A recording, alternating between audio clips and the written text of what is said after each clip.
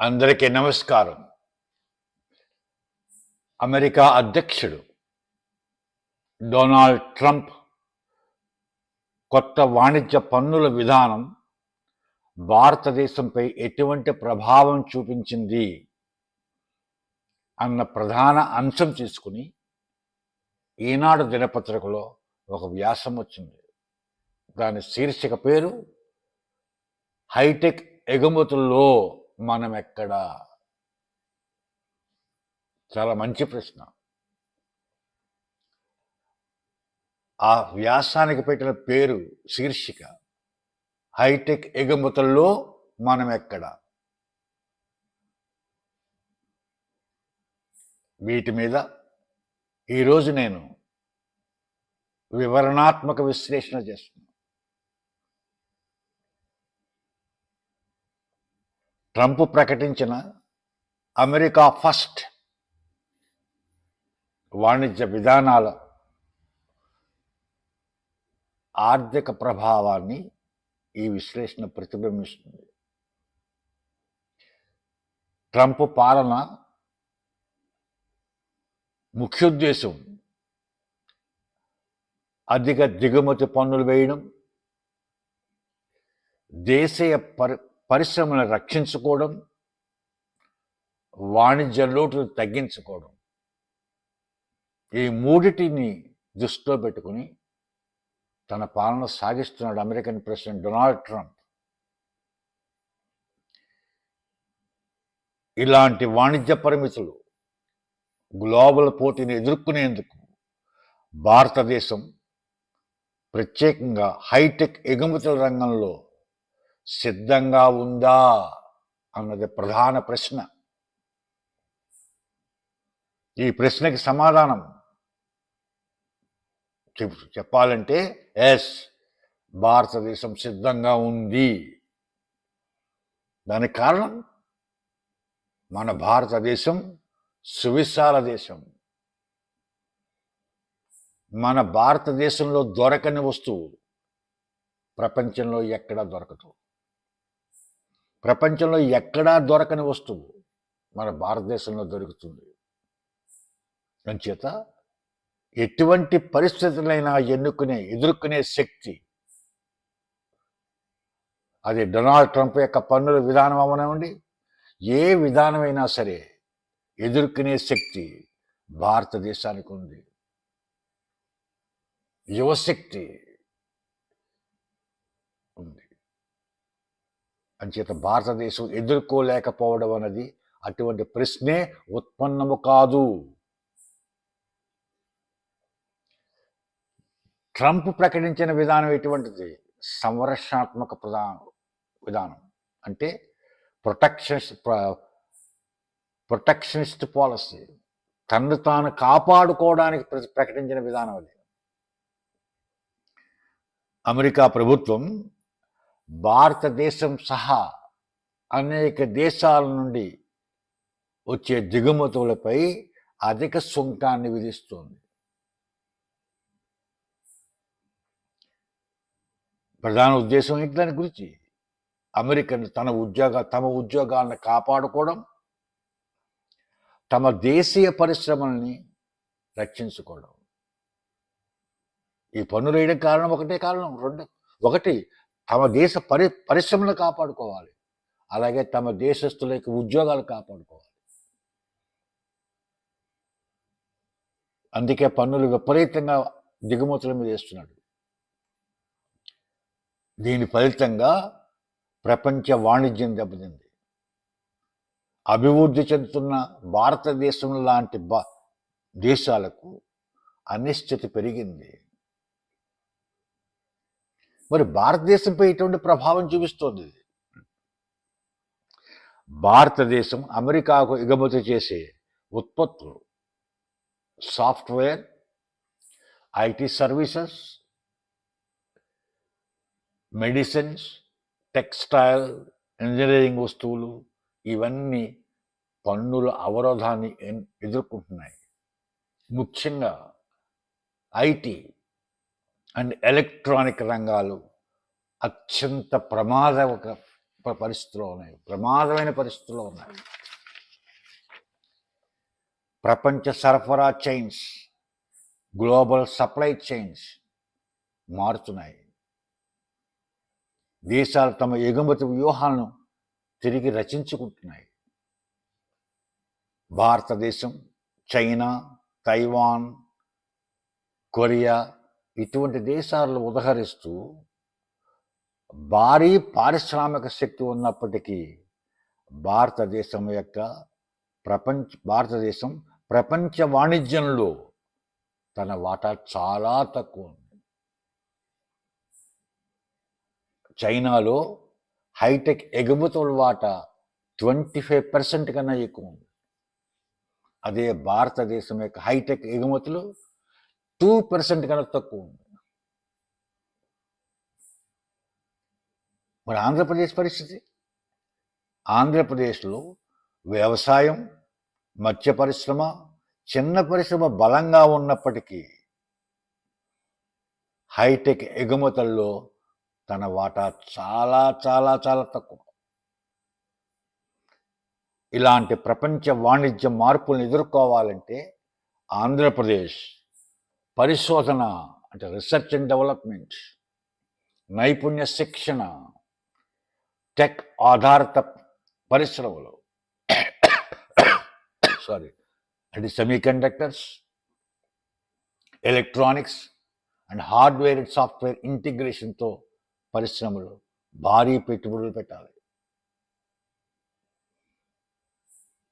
ఈ ట్రంప్ యొక్క ఆర్థిక విధానం మనకేమన్నా పాజిటివ్ ఇంపాక్ట్ ఉంటుందా? ఆపర్చునిటీస్ ఏమైనా కొత్త వస్తాయా మనకి? వస్తాయి, డెఫినెట్గా వస్తాయి. అలాగే ఇట్స్ అ పాజిటివ్ ఇంపాక్ట్ కూడా ఉంది. ఏంటి ఆ పాజిటివ్ ఇంపాక్ట్ అండ్ ఏంటి ఆ ఆపర్చునిటీస్? వైవిధ్యం, డైవర్సిఫికేషన్. ఇదివరకు అమెరికాకి ఎక్కువ ఎగుమతుల గురించి ఆలోచించేవాడు, కానీ ఇప్పుడు అలా కాదు. మారింది ఆలోచన. యూరోపియన్ మార్కెట్ వైపు చూస్తున్నాం, ఆఫ్రికన్ మార్కెట్ వైపు చూస్తున్నాం, ఏషియన్ మార్కెట్ వైపు చూస్తున్నాం. సో డైవర్సిఫికేషన్, మార్కెట్ కొత్త వెతుక్కుంటున్నాం. అది ట్రంప్ వల్లే కదా, అది పాజిటివ్ ఇంపాక్టే కదా, అదొక ఆపర్చునిటీయే కదా. అలాగే మేక్ ఇన్ ఇండియా ప్రోత్సాహం. ఇదివరకు ఈ ట్రంప్ పన్ను విధానం రాని క్రితం మేక్ ఇన్ ఇండియా మీద ప్రోత్సాహం ఉన్నప్పటికీ చాలా స్లోగా ఉండేది. కానీ ఇప్పుడు చాలా rapid, in a faster manner ప్రోత్సాహం ఎక్కువగా ఉంటుంది. దేశీయ పరిశ్రమల మీద దృష్టి ఎక్కువ పెడతారు. ఇప్పుడు మేక్ ఇన్ ఇండియాకి అత్యధిక ప్రాధాన్యత ఇస్తారు. సాంకేతిక అభివృద్ధి, టెక్ అప్గ్రేడేషన్ జరుగుతుంది, డెఫినెట్గా జరుగుతుంది. Tech upgradation, semi conductor, artificial intelligence, electronics వంటి రంగాల్లో స్వయం పూర్తి దశగా పయనిస్తాయి.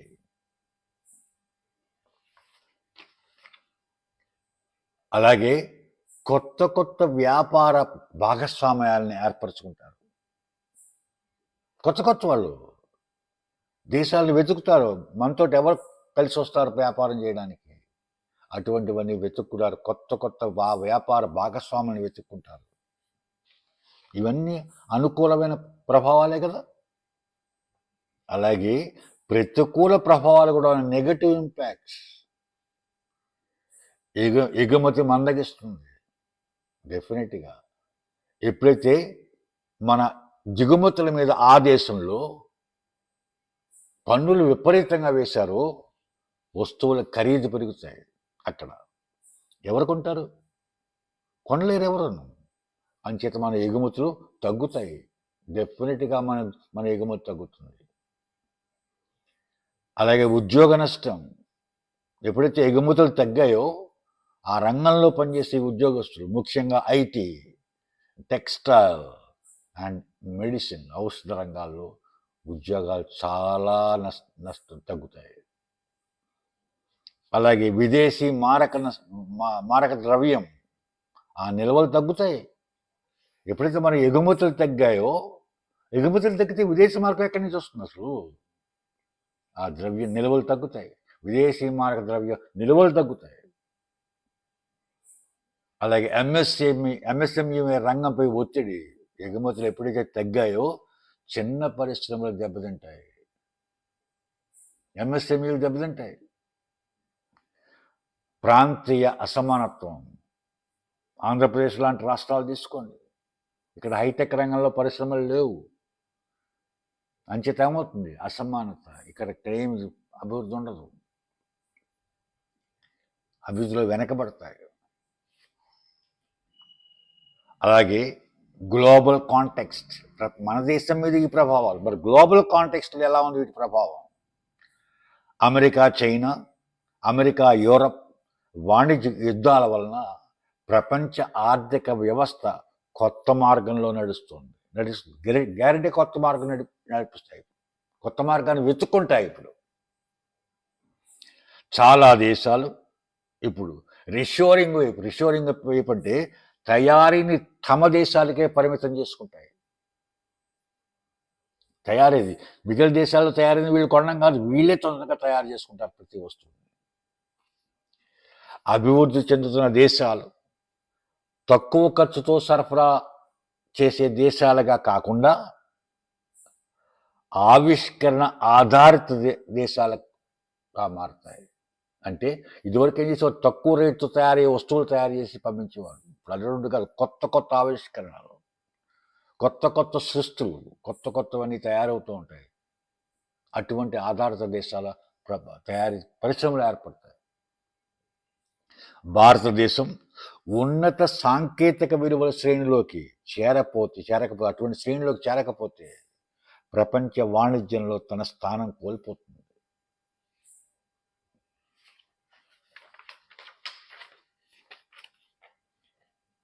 స్టాటిస్టికల్ ఇన్సైట్స్, భారతదేశం యొక్క ప్రపంచ వాణిజ్యంలో తన వాటా 1.8 to 2% మాత్రమే మొత్తం వాణిజ్యంలో ప్రపంచంలో. అదే చైనా వాటా 14 to 15%. 2008, 2023 మధ్య భారతదేశం హైటెక్ ఎగుమతుల వృద్ధి రేటు 0.8%. అదే చైనా, కొరియా వంటి దేశాల యొక్క హైటెక్ ఎగుమతులు అనేక రెట్లు ఎక్కువ. భారతదేశం R&D, రీసెర్చ్ అండ్ డెవలప్మెంట్ మీద పెట్టే ఖర్చు జీడిపిలో 0.65%. అదే ప్రపంచ సగటు యావరేజ్ 2.5 to 3%.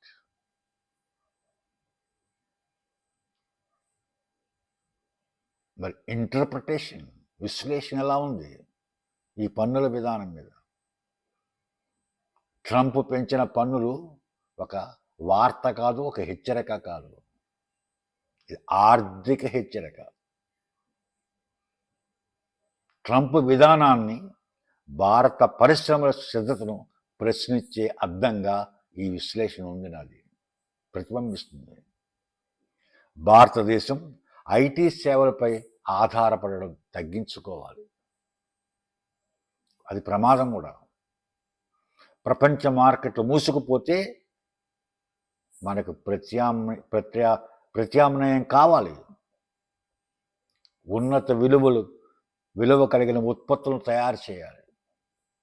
ప్రపంచ టెక్నాలజీ సరఫరా చైన్స్లో భాగస్వాములు అవ్వాలి. శ్రామిక నైపుణ్యాన్ని పెంచాలి. ఆంధ్రప్రదేశ్, విశాఖపట్నం, తిరుపతి, అమరావతి లాంటి ప్రదేశాలలో tech clusters, startup, innovation hubs ఏర్పాటు చేయాలి. ట్రంప్ విధానాలు ప్రపంచంలో ఒక సంరక్షణాత్మక పరిస్థితిని తెచ్చింది, నో డౌట్స్. అది భారతదేశం అంటే ఎగుమతుల ఆధారిత ఆర్థిక వ్యవస్థకు సవాలుగా మారింది. దీన్ని ఎదుర్కోవడానికి ఆవిష్కరణ, ఇన్నోవేషన్స్ అండ్ పరిశోధన, రీసెర్చ్, ఆ రంగాల్లో పెట్టుబడులు భారీగా పెట్టాలి. దేశీయ భాగాల తయారీని ప్రోత్సహించాలి. దేశంలోనే ఇండస్ట్రీ ఉండాలి, తయారీ ఇండస్ట్రీ. సాంకేతిక విద్య పరిశ్రమలతో భాగస్వామ్యం చేయాలి. అమెరికా మార్కెట్కి పరిమితం కాకుండా ఆసియా, ఆఫ్రికా మార్కెట్ను కూడా విస్తరించాలి. భారత భవిష్యత్ ఎగుమతులు పన్నులు తగ్గించడంపై కాకుండా మనం ఏమి తయారు చేస్తున్నాము అన్న దానిపై ఆధారపడి ఉండాలి. తక్కువ శ్రామిక ఆధారిత నుంచి జ్ఞాన ఆధారిత ఉత్పత్తులు మారాల్సిన పరిస్థితి ఉంది.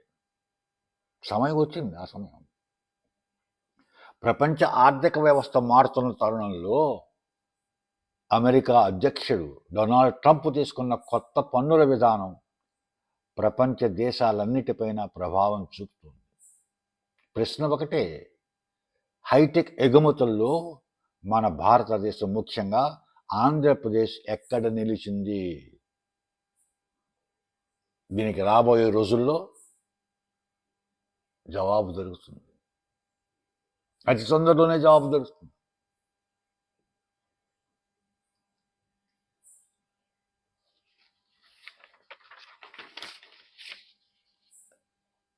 ట్రంప్ పన్నులు మనకు హెచ్చరిక కావచ్చు, ఆర్థిక హెచ్చరిక కావచ్చు, కానీ అది ఒక అవకాశం కూడా. అందుకే మనకు అవసరమైన దిశగా ప్రయాణం చేసి ఆలోచించి కొత్త కొత్త ఆవిష్కరణలకి, సృష్టికి మూలమవుతుంది. అదొక అవకాశమే కదా.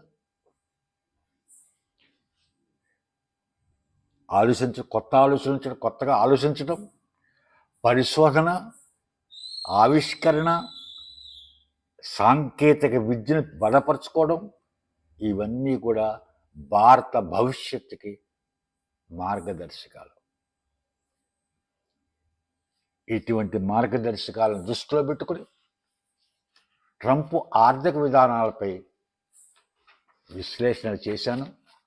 ఈ విశ్లేషణ అత్యధిక ప్రాముఖ్యత కలిగినది కాబట్టి మీరందరూ శాంతం చూస్తారని, లైక్ చేయాలని కోరుకుంటూ, అలాగే ఇష్టం లేని వాళ్ళు డిస్లైక్ చేయమని, లైక్ అయినా డిస్లైక్ అయినా సరే కామెంట్స్ రూపంలో తెలియపరచమని కోరుకుంటూ, ఇతరులకు షేర్ చేయమని కోరుకుంటూ, సబ్స్క్రైబ్ చేయమని ప్రార్థిస్తున్నాను. జై హింద్.